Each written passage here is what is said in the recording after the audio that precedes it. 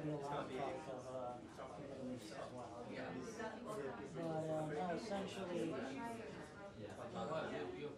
come out here, do that, get on with my next Saturday, hopefully next Saturday, please. You know, if I get the elements of the story done, obviously that just starts finding a voice. I can write it, cut it, and I can work from home if I get it. You know. They must be on, because I'm working from home with the elements already. I'm doing it.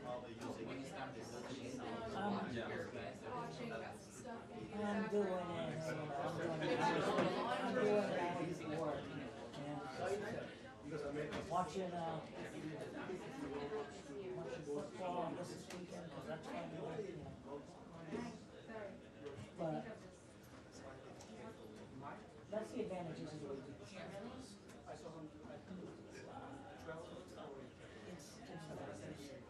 Except for I'm not going to do it.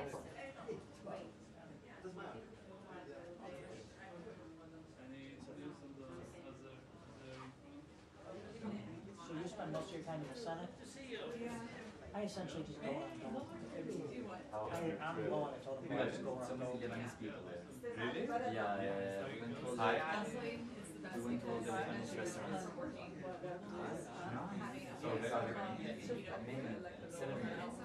How was your You had that issue? We got a lot more. Well, yeah, my in your capital, you get full cafeteria. And it's subsidized by taxpayers.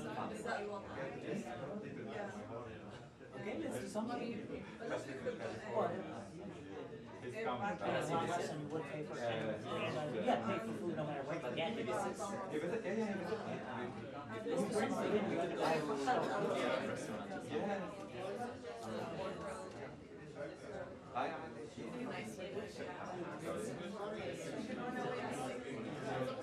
Everything good?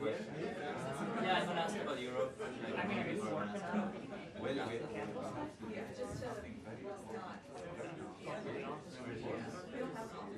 Oh, you guys got rid of it? We never had one. Oh, really? Fair enough.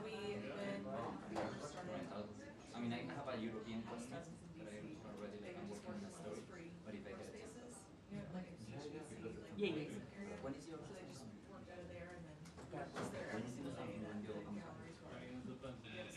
we got on it, so we were there all day. That's nice. Yeah. I mean,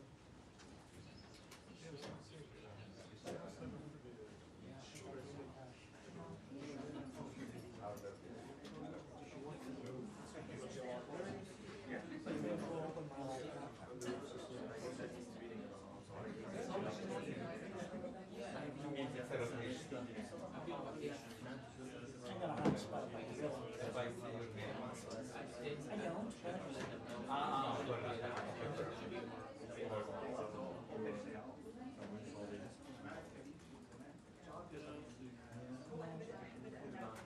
All I will say is being out of capital it is nice.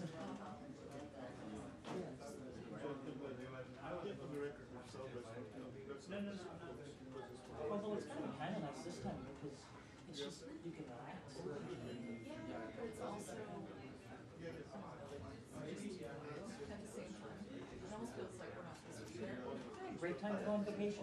Oh, trust me, I know. The problem is that, most of my vacation's gonna be next month. Friends getting married, so. You get married in August? Yeah.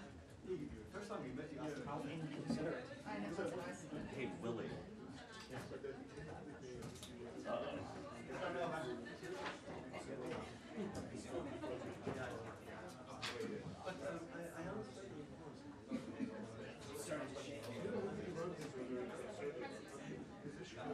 Yours just won.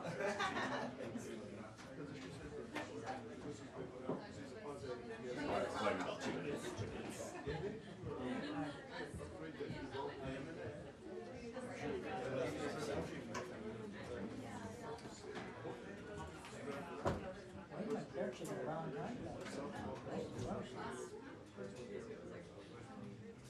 I mean, I'm just used to anything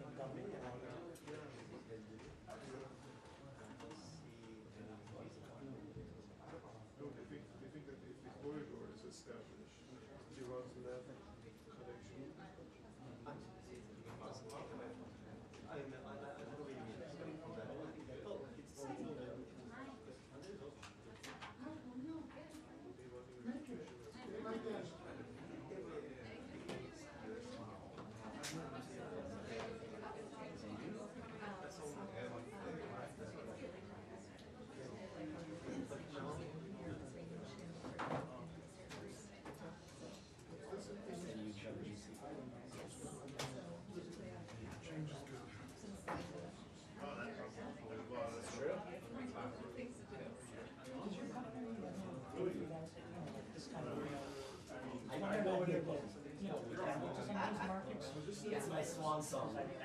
Willie, you're gonna be up there. That's my swan song. We wanted to for this August, but no one's contacted us, I guess. One nice thing, by the way, That's good for you. Just send you. you know, having local, you don't close all of the site.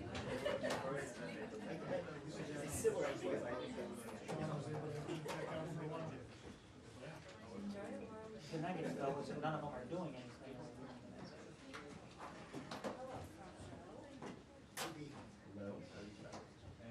See, the good thing about having you up here is you can easily see everything.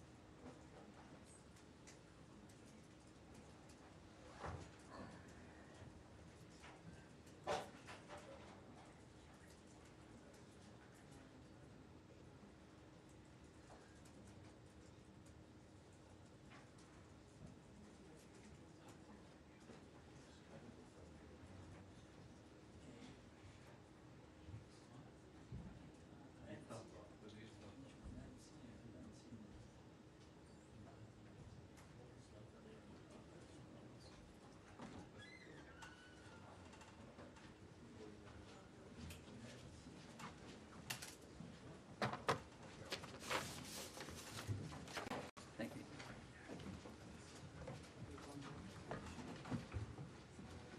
All right. Hello, everybody. So as normal, I'll start with some remarks up top, and then I'll move to questions after the fact. Today marks the first 200 days of the Trump administration, and with it, 200 days of delivering results and real wins for the American people. Under the leadership of President Trump and Secretary Rubio, the United States is restoring strength, securing prosperity, and standing up for American interests on the world stage. Turning to trade, President Trump has delivered on his promise to rebalance U.S. trade. This week marks the successful conclusion of 8 historic trade agreements with key partners: the European Union, South Korea, Pakistan, Japan, Indonesia, the Philippines, China, and the United Kingdom. Liberating the U.S. economy from decades of failed anti-American trade policies and delivering lasting benefits for American workers and businesses. On global health and humanitarian leadership, the United States is providing an additional $93 million to treat nearly 1 million children suffering from malnutrition with life-saving, ready-to-use therapeutic food, RUTF, from and by American producers.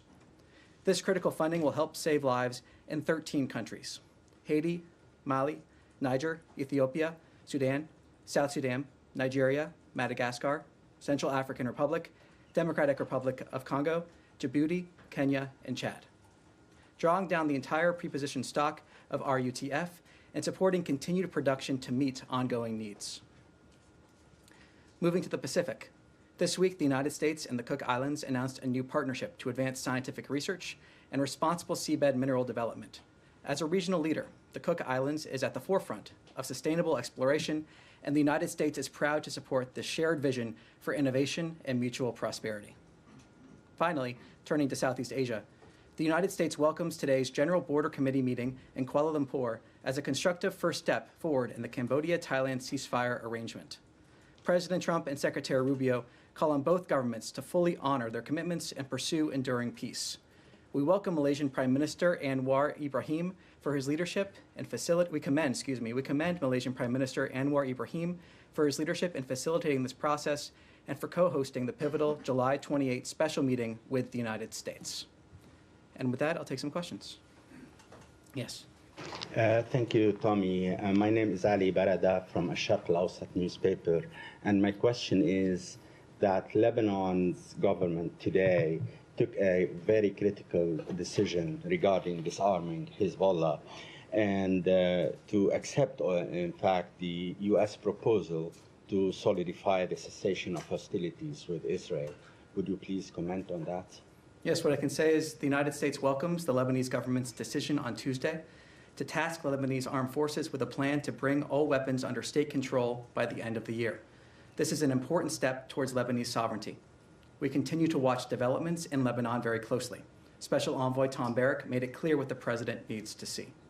As long as Hezbollah retains arms, words will not suffice. The Lebanese armed forces must fully commit and act now to fully implement the government's decision. The credibility of Lebanon's government rests on its ability to match principle with practice. A quick follow-up. Iran's Foreign Minister Abbas Araghchi said that this decision by the Lebanese government will fail. And I wonder whether you have some comment on that, and also whether you can tell us if Ambassador Barrack will visit Lebanon anytime soon. Well, on that front, I have nothing to preview on that. He's been in discussion with all of the players in the region multiple times, as we've discussed publicly here. What I can say again, in terms of your other question, is that we welcome this decision. And like I said at the end of that response, we need to see action match the principle that they're having there. So we need to see practice, not just principle. Yes? Thank you. My question is about China. While both the US and Chinese leaders are trying to have a summit meeting in the near future, the Russian and Chinese navies carried out joint exercises in the Sea of Japan, including anti-submarine drills. And China continues to purchase Russian oil. So how are you concerned of the China's move that might help Russia? And I have a brief follow-up. Well, for the specifics, let me take that back and see if we can get further details for you on that. What I can say, though, is we've been clear about how the United States views itself as a Pacific nation. We are a Pacific nation. We've seen the highest levels of engagement with our allies and partners across the region. The fact that we stand with our allies and partners across the region, both the Secretary, of course, going to the region, but other high-level delegations from this department over just the last few weeks. So we've seen that engagement, we've seen that commitment here, and that engagement will continue. And it's been reported that Indian Prime Minister Modi is set to visit China for the first time in 7 years. And Chinese Foreign Minister Wang Yi has criticized the US tariffs imposed on countries including Brazil and India. So are you concerned that China and other BRICS countries are trying to take the lead in organizing a kind of pushback against US trade measures? Well, what I can say in terms of India is the president has been very clear in terms of the concerns he has regarding the trade imbalance, regarding the concerns he has when it comes to the purchase of Russian oil. You've seen him take action directly on that, and I refer you to the president's comments for that. India is a strategic partner with whom we engage in a full and frank dialogue. That'll continue. The Secretary also spoke to that. Like anything in foreign policy, you're not going to align 100% of the time on everything. But it is very clear, the president's been clear, the concerns that he has with the trade imbalance, the concerns he has with India purchasing Russian oil. He's been clear on that. He's taken action, and I refer you to his comments for further on that. Yes. Noting, hi, hope you're doing okay. Noting your statement on Lebanon a moment ago, I mean, I know you said that the U.S. will be watching developments, but the U.S. has not been like a passive player in the Lebanon situation. It's been very active. Going forward, I mean, is the U.S. going to be continue to be a broker? Is it going to take on kind of an enforcer role? I mean, how can you give me a picture of how deeply involved you're going to be going forward here as Lebanon tries to implement the disarmament of Hezbollah? Well, obviously, we've seen discussions from the Ambassador Tom Barrack, the special envoy in the region. We've also seen comments here on Lebanon from this podium just now and in the past. In terms of our specific role, what I can say is what I said earlier, that we'll continue to watch developments in Lebanon very closely, and that we need to see the practice there match the principle that they have. One other question. A report today that the Gaza Humanitarian Foundation finally secured a meeting with United Nations officials. A, can you confirm that? And B, I know that GHF and the State Department have been calling for cooperation to happen, but never really an idea of what that cooperation would actually look like in practice. Can you give us an idea of what exactly the State Department envisions in a cooperative agreement between JHF and the UN? Well, I refer you to GHF for more details on meetings they may or not be having with different organizations or the United Nations. What I can say is we've been clear is that we want to see as much aid as possible go to the people of Gaza without it being looted by Hamas. We've been clear that we want to see creative solutions, that there's a mechanism in place that has been able to deliver 110 million meals without it being looted by Hamas. We've also been clear in our concerns about how other different delivery systems have seen issues when it comes to the diversion of aid. So the specifics, we'll see exactly. The president's talked about wanting to see more aid get into Gaza. We've seen, for example, from this podium, talking about how the ambassador and Special Envoy Witkoff have briefed the president after their recent trip to the region. We'll see what specifics come out in terms of future steps, but there are many options being discussed. We want to see as much aid get to the people of Gaza without it being looted by Hamas as possible. Yes. A question about Europe. It has been reported in the past hours that the United States government has launched a diplomatic campaign targeting the European Union's Digital Services Act. According to this reporting, the United States would be arguing that it's imposing excessive restrictions on free speech. And given the ongoing negotiations between the United States and the European Union, could you confirm that that campaign is active, and what would be the main motivation and the outcome that the United States would like to see regarding the DSA? In terms of negotiations, are you referring to trade on that front? Yeah. So in terms of specifics on the trade negotiations, I refer you to USTR, the White House, and those directly involved in those negotiations. We have been clear from the beginning of this administration the importance this administration places on free speech. That is something that the Vice President spoke to in Munich when he said democracy rests on the sacred principle that the voice of the people matters. We shouldn't be afraid of our people, even when they express views that disagree with their leadership. This has been an honest and frank conversation that we have been having with our partners in Europe around the world, the importance that we place on free speech, and that importance is going to continue. Yes. Thank you. Asking about President Trump and the potential summit with Russian leader Vladimir Putin. I know White House officials have said that for that meeting to take place, Putin needs to be willing to meet with Ukrainian President Volodymyr Zelensky. But I was wondering, can you put a fine point on that? Is there any world in which this summit between President Trump and President Putin can happen without Putin agreeing to a Zelensky meeting as well? Well, I'm going to refer you to the White House on that one for details on the president's schedule. What I can say is looking backwards, as the secretary has described, we have been in continual communication with our partners in Europe, continual communication with Ukraine. Our ultimate goal is to end this conflict, get the parties to the table, see the ceasefire and the long and enduring peace. But for details on the president's schedule, I'll refer you to the White House. Yes. Hi, Tommy. Rachel with Lilly Broadcasting. Good to see you. In regards to Ukraine, does the secretary have any maybe scheduling a chance meeting with his counterpart, with Ukrainian officials, or with any Russian officials? I have nothing to preview in terms of his schedule at this point. Okay. And then Hugh, real quick on Haiti. You mentioned that millions of dollars are going to go towards the malnutrition problem in Haiti. However, the State Department could potentially deport thousands of people, Haitians that are currently residing in the United States, back to Haiti. There's still political instability there. What does the State Department have to say about that? Well, look, we've seen actions from this administration in order to try to encourage stability in Haiti. We've seen actions, announcements taken to try to go after those that are leading to instability in Haiti, announcements the Secretary himself has made. We see this aid from American producers, by American producers, going to these 13 countries. For specifics on TPS, I assume that you're talking about, I refer you to DHS in terms of those specific decisions. But we have seen actions here from the State Department to try to encourage stability in Haiti. We've seen, again, this announcement of aid going to Haiti and other countries as well. Thank you. Yes. Tommy. Apologies. It is tough. My phone sometimes autocorrects to Tammy nowadays, so my own phone does it. I don't know. Follow up on Russia, Ukraine again. What is your level of trust to Putin that he is not, engaging in another delaying tactic here? And how over-optimistic, or will it be over-optimistic for us to expect anything out of this meeting, potential meeting? Well, it's not a question of trust, it's a question of actions. The president has described how he's been disappointed in the actions that we have seen from Russia over recent weeks. He's talked about needing seeing actions, not just words.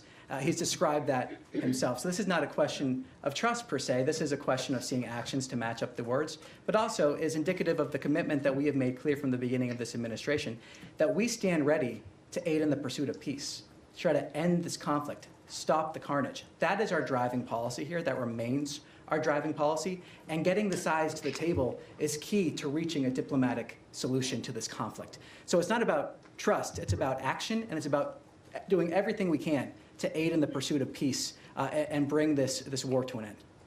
And to follow up on Russia again, today marks 17 years since Russia invaded in Georgia. They are, holding Georgian land. They have successfully seems to have implanted their pro-Russian government that is cracking down against Georgian, opposition, civil society. So, do you have any comment on both, Russian occupation and also Georgian government's behavior? The United States Embassy in Georgia put out a statement. I refer you to that statement for further details there. Yes. Hey, Tom, following up once again on Russia, Ukraine, you talk about the goal of a peaceful solution. What's at stake if we can't get that peaceful solution from a potential upcoming meeting, if negotiations go nowhere? Well, I'm not going to speculate on what may come out of these meetings. I'm not going to predict the future. What I can talk about, again, is our commitment now, what we have done, what we continue to do, engagement at the highest levels of this administration to try to end this conflict and stop the carnage. We stand ready, like I said, to aid in the pursuit of peace. We continue to do that. So I'm not going to speculate or predict the future, but I can talk about that commitment we've seen already and continue to see. Yes. Thank you. On the West Bank. I'm sorry? Nothing. Okay. Again, thank you, Tom.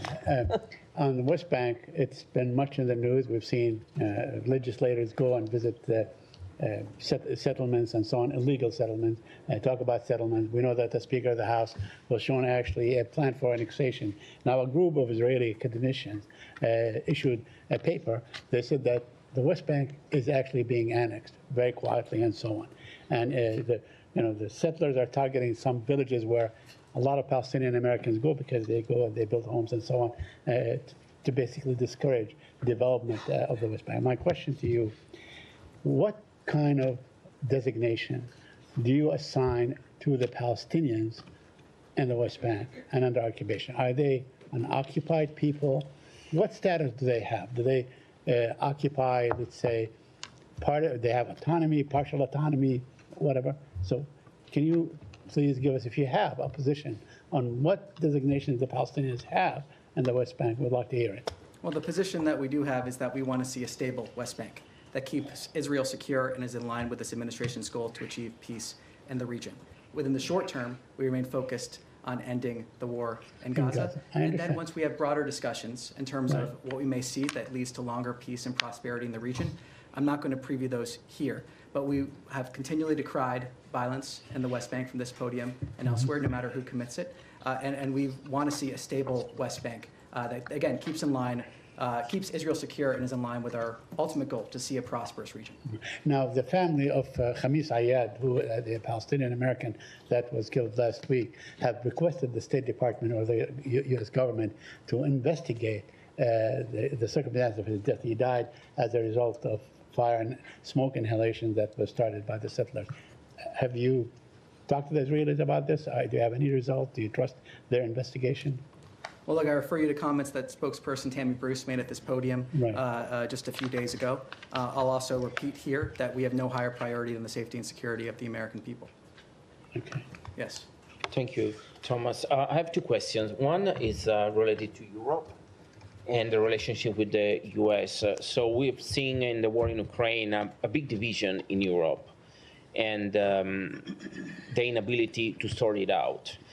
And how much the issue that we're seeing in Europe, this division, forced the president of the United States to take it over and say, hey, I have to deal with this and try to meet Putin, because the European were unable to kind of put on the table Zelensky and Putin? Well, the president has been clear he wants to see our European partners step up in a variety of different areas. We saw, for example, the recent NATO deal in terms of weapons being sold to NATO, and then they can then give those weapons to who they wish. The president is a deal maker, as the secretary was describing just yesterday.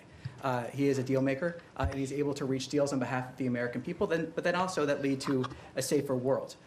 So the president stands ready, like I said, to aid in the pursuit of this peace, but he has also been clear that we need to see our European partners stepping up in terms of defense spending, in terms of a whole variety of other measures here. And that remains in terms of needing to see our European partners also step up.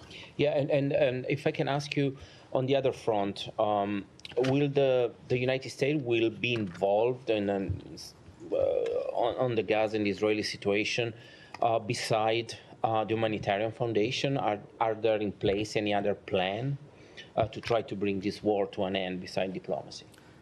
Well, so I'm not going to preview what decision the president may make. I already described how he was briefed following the trip, Special Envoy Witkoff and Ambassador Huckabee. There's been several different options that have been discussed. The main driver here is creative solutions. We want to see creative solutions, and we want to see a mechanism in place that delivers aid to the people of Gaza without it being looted by Hamas, without seeing aid diversion. That is the primary goal that we're having here. That's what we want to see. And we've been calling for creative solutions in order to get to that end. We've supported the Gaza Humanitarian Foundation because that mechanism, it is a mechanism in which that has been allowed to happen. 110 million meals that have been delivered to the people of Gaza without it being diverted or looted, stolen by Hamas. So we're continuing to call for creative solutions. We want to see more people involved. We want to see partnerships, but based under a mechanism that allows aid to reach the people that need it. Thank you. I want to ask two questions. First, just following up on your topper. Can you tell us a little bit more about when you expect the RUTF to actually move? And can you clarify, is this the same food aid that was previously frozen as part of the review?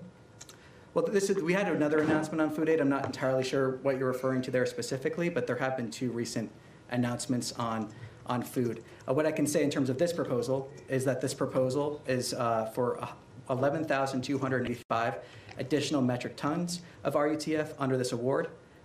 In terms of these commodities are currently held in warehouses operated by the RUTF, and they're produced by producers in Rhode Island or Georgia. The details of this specific procurement are sensitive. It is ongoing. We've announced this intent to have the $93 million worth of drawing down and then additional procurement.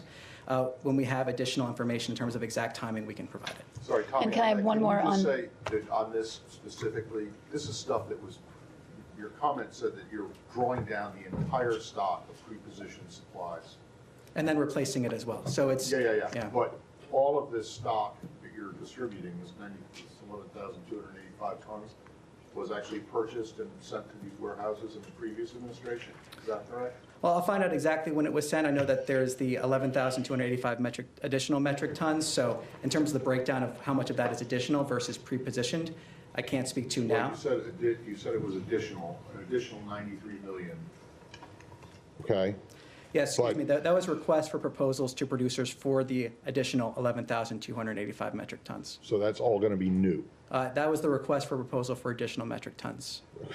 That is what I have here in terms of making sure I get you the exact specifics on the numbers. I just want to know if this is food assistance that this administration has put into these warehouses, or if it was food assistance that was put in under the previous administration, some of which, as we know, was destroyed. Yeah, so as I was going through the numbers, I do have a breakdown here. Beautiful benefit of having some notes here. So the entire pre-positioned stock of RUTF is 1,209 metric tons, but the funding will also be used to order the production of an additional 11,285 metric tons. Thank you. Can I follow up on the one other question? Now that the Israeli Prime Minister has confirmed in a Fox interview his intention to occupy all of Gaza, can you speak a little bit more on the U.S. position on this? Do you see this as a way that is helpful to secure the release of the hostages still being held there and to see humanitarian aid flow? Well, what I can speak to is our policy and our initiatives here. And our three focuses, as the Secretary outlined yesterday, remain getting humanitarian aid into Gaza without it being looted by Hamas, remains seeing the hostages released, and remains making sure that Hamas cannot continue to exist, because there can be no long-term prosperity with Hamas as a governing force or otherwise within Gaza. So that's what our policy is, that's where our focus is, that's what I can speak to. For further details on Israel's policy, I would refer you to the government of Israel. Yes? Thank you, Tommy. I want wanted to follow up on my colleague's question about India, because I understand we've certainly heard, as you mentioned, the president's frustration and upset about India purchasing Russian oil, but we've seen a longer-term tension, it seems, rising in U.S.-India relationship. We saw Indian officials back in May who were upset about the president talking publicly about a role in having brokered a ceasefire between India and Pakistan. We saw the meeting with the Prime Minister of India that was supposed to take place at the G7 in June canceled because the president had to leave early to return to Washington, and now this tension over tariffs. Is there a concern from this department or the secretary about an overall worsening in the relationship with India and the potential for India to be turning more to China and away from the U.S. at a time when the U.S. looks to India, has been looking for many years to India as a partner?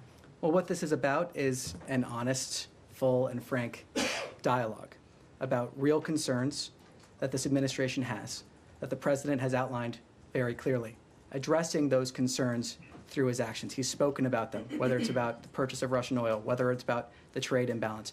Addressing those concerns is important, and that's part of what it means to have a frank dialogue, to address those concerns that you have, and then hopefully have conversations to see those concerns addressed. So the president's been very clear. His concerns about what he has seen from India speak for themselves. He's truthed multiple times about it.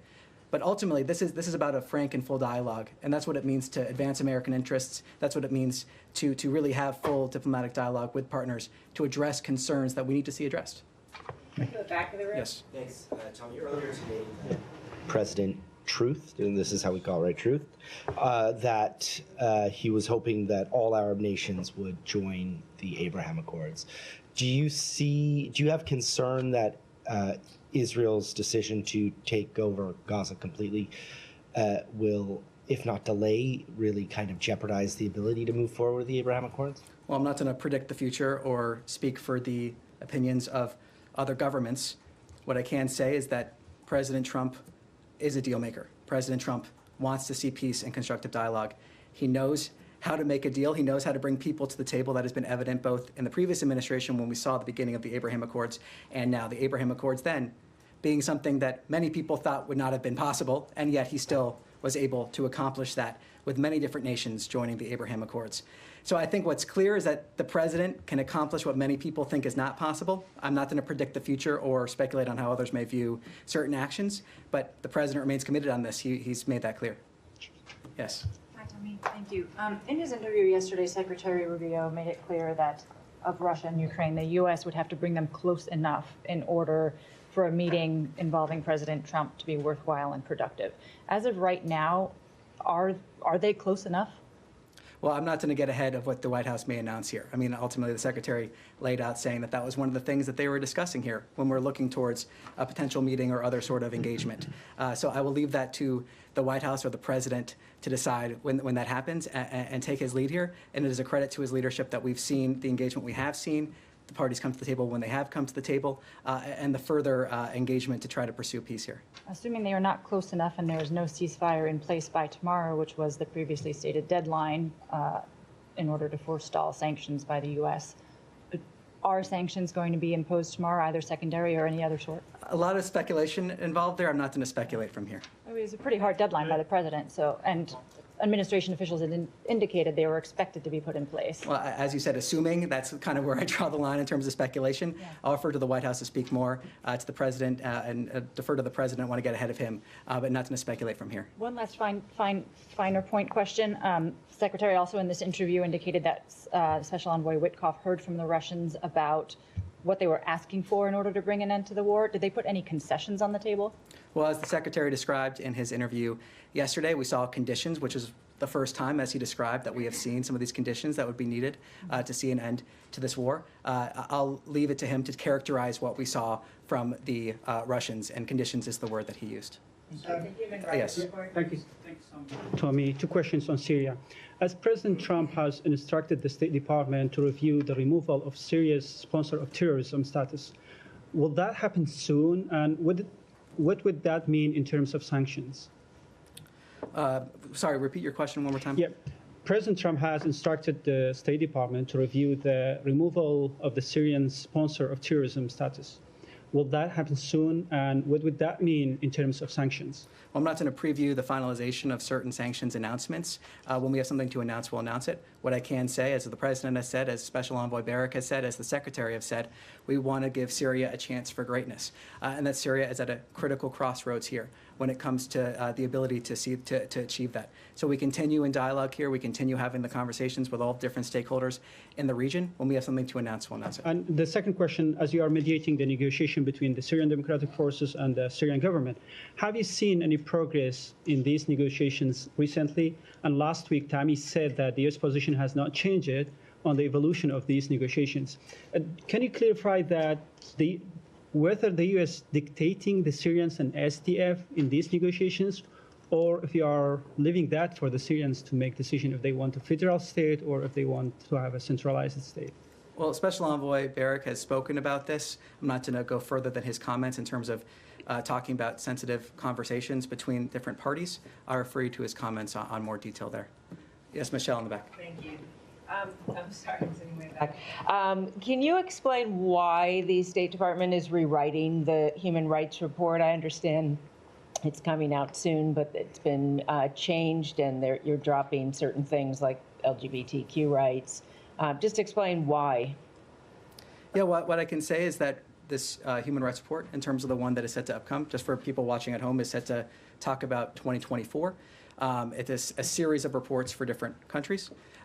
Part of the reason why we are seeing an effort to readjust this is to make it more readable, to make it more digestible, and also to reflect some of the changing priorities that we've seen from the previous administration to this one, priorities that were voted by the American people, and we at the State Department are here to carry out and fulfill. So we're seeing an ongoing conversation, and in regards to that, we're seeing an effort in order to try to make this more usable, more readable, while also reflecting the changing priorities of this administration compared to the last one.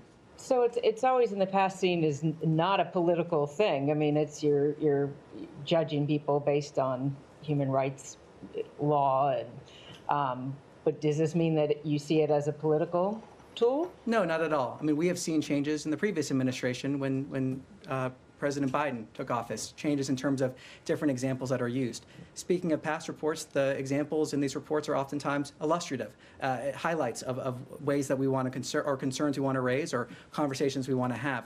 So no, it's more of just making sure that we're implementing the policy and priority of this administration. It's not political in terms of how that was described. Yes. On Azerbaijan, Armenia. First, there are reports that the trilateral summit on Friday at the White House with Azerbaijan and Armenian leaders will result in the signing of an initial peace deal. Can you confirm? Could you please elaborate on that? And also, could you please clarify the U.S. position on this Zangezur corridor, this transit corridor? Well, on that second point, let me see if I can get you more details there. On your first, I refer you to the White House for details on what will happen. It may or may not be happening at the White House. And on Turkey, like, how do you see Turkey's role in this? We know that Turkish President Erdogan recently, both separately, met both with Armenian and Azerbaijan leaders. You know, how does the U.S. see Turkey's role in this peace process, and also generally overall its role in you know, post-conflict regional order? Well, what I can say is that both the President and the Secretary have said we hope to see, speaking in general, some sort of agreement soon. They've both said that multiple times. The Secretary often talks about this when he has the opportunity.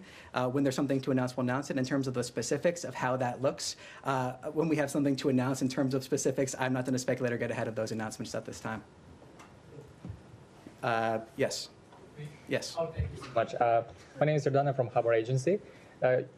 U.S. Ambassador to Uzbekistan, Mr. Jonathan Hennick, said that it's the best time for Donald Trump to visit Central Asia.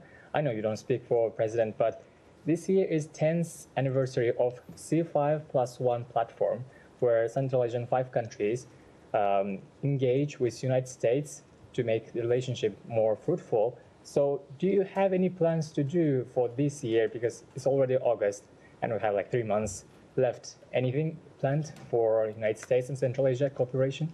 Well, nothing to preview at this point in terms of scheduling there. Yes. Okay. Thank you. My name is Ziga Karime, I'm Afghan journalist.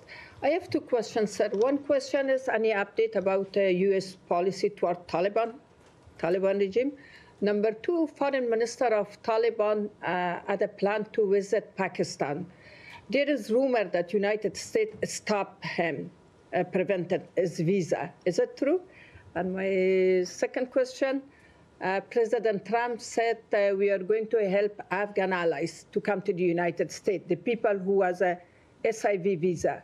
Which kind of help U.S. authority will prepare for them? Because a lot of them waiting in Doha, Qatar, Abu Dhabi, Pakistan, and different part of country. So a couple questions there. Thank you. I believe on your second regarding Pakistan, I'm not going to comment on rumors from this podium. Mutaqis visas. Yeah, so I'm not going to comment on rumors from this podium. In terms of your question on SIVs, we see a continual processing of SIVs. That processing has continued. That has continued for many, many years. We have seen that because of the initiatives as President Trump was talking about. So the SIV processing has continued. We expect that to continue, but also we're seeing many hundreds of those visas being processed as we go forward here. So nothing further beyond that, but the processing for SIVs for Afghans does continue. Thank you. Yes. Thank you. I would like to ask you about Serbia. Secretary Rubio had a meeting with Serbian officials yesterday. Can you please provide some details beyond the readout that I'm familiar with, specifically on Secretary Rubio's broader plans for U.S.-Serbia relations and the strategic policy framework surrounding the engagement? Like, what's the goal for the State Department when it comes to Serbia? Is it the beginning of a new chapter? Is it not? What do you have for me? Well, nothing further to provide beyond the readout, so I'll refer you to that readout for further information. And with that, that's all I have for today. Thank you.